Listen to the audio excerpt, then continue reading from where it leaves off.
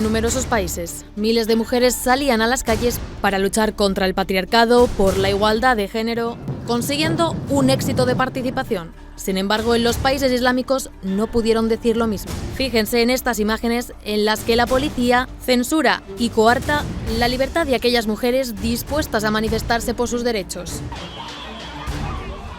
Se trata de Estambul, Turquía, donde el gobierno islámico ha ido recortando cada vez más el papel de las mujeres. Las autoridades aseguran que el recorrido de la manifestación no estaba autorizado por las autoridades locales. Y hay más países. En Pakistán, el gobierno tiene prohibido marchar por el Día de la Mujer. Tan solo 2.000 mujeres se atrevieron a romper con las reglas del régimen y manifestarse, produciéndose altercados y detenciones policiales. La policía llegó incluso a rociarlas con agua a presión, mientras un grupo de hombres miraban, pasivos, esperando ver cómo terminaban con la concentración. En Filipinas, tan solo una centena de mujeres pudieron salir a la calle, pero sin duda el peor papel se lo lleva Afganistán, país calificado por la ONU como el país más represivo del mundo. País donde la mujer no solo no puede salir sola de casa, no puede estudiar ni vestir como quiera, obligada a ocultarse bajo un burka, tutelada por un hombre le guste o no, y vetada de hacer deporte. Resulta aún más escalofriante escuchar estas declaraciones de los talibanes. La mujer de la casa a la tumba. Por ello, el 8M fue prácticamente silencioso en el país, con tan solo un grupo de mujeres que se atrevieron a salir. Y mientras en España veíamos imágenes como estas, mujeres quemando velos y otras defendiéndolo por su cultura. Pues, Násara, lo que te queremos preguntar es precisamente cómo se vive el feminismo, ya no solamente el 8M, sino el feminismo en general. ¿Cuál es la situación de la mujer en países islámicos como algunos de los que nos hemos referido? El feminismo en los países islámicos en términos generales, teniendo en cuenta que cada país islámico tiene su propia particularidad, y hablar en genérico siempre es inexacto, pero en términos generales, en los últimos 5 años sí que ha habido un aumento significativo del movimiento feminista, tanto en la conciencia feminista como en movilizaciones feministas. Esto es algo que se ha generalizado bastante en los países musulmanes y en los últimos años las mujeres feministas en países musulmanes han comenzado a tener un importante papel en sus reivindicaciones, en días como el 8 de marzo, en importantes avances legislativos y sociales.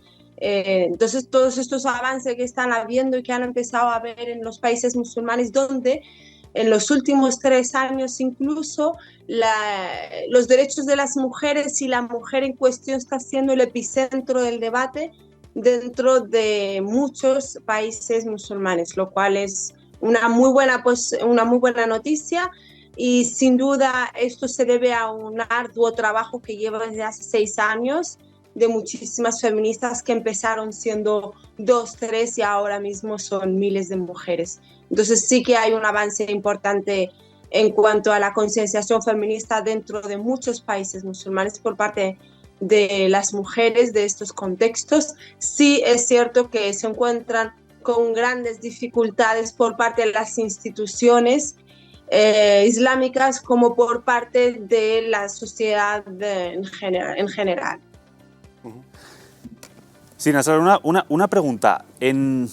¿Tiene cabida el velo islámico en el feminismo? ¿Son compatibles, velo y feminismo? Bueno, el velo es tan incompatible en el feminismo como lo es las cirugías estéticas que inundan en las mujeres, como lo es tantas otras prácticas derivadas del género que se nos es impuesto a las mujeres, ¿no? Tacones, como llevar tacones, todas las mujeres nos destrozamos el pie llevando unos tacones absolutamente inconcebibles para tener un pie sano, ¿no?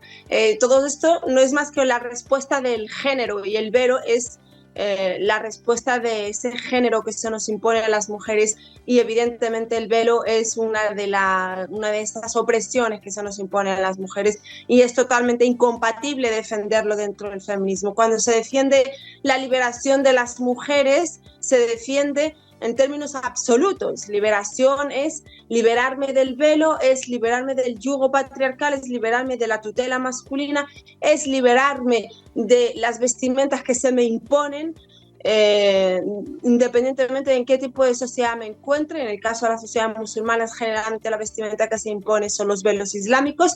Estos son la máxima expresión del género, de la imposición del género, pero también aquí incluyo, claro, las que te dicen yo llevo el velo porque quiero. Hay muchas que creen que lo llevan porque quieren, hay muchas que no lo llevan porque tengan un cuchillo bajo el cuello que se les o porque la familia les imponga coercitivamente llevarlo, que hay casos que sí, pero en la mayoría de los casos no es así. Las mujeres que dicen que llevan velos son las mismas mujeres que te dicen que se operan los pechos porque quieren. Cuando ves que hay detrás, lo que hay detrás es una presión social de lo que debe ser una mujer y de lo que del canon al que debe entrar de la mujer, ¿no? Ya sea en cuanto a la pureza en su comportamiento o en cuanto a su físico. Sí, Násara, la pregunta, por tanto, es, cuando vemos este tipo de manifestaciones, teniendo en cuenta que gracias a la inmigración cada vez el Islam, las costumbres islámicas, o por lo menos ciertas culturas están cada vez más presentes en nuestra sociedad, yo lo que te pregunto es si los avances que ha conseguido el movimiento feminista a lo largo de las últimas décadas, ¿tú crees que se pueden estar consolidando o precisamente gracias a eso pueden tener cierto retroceso?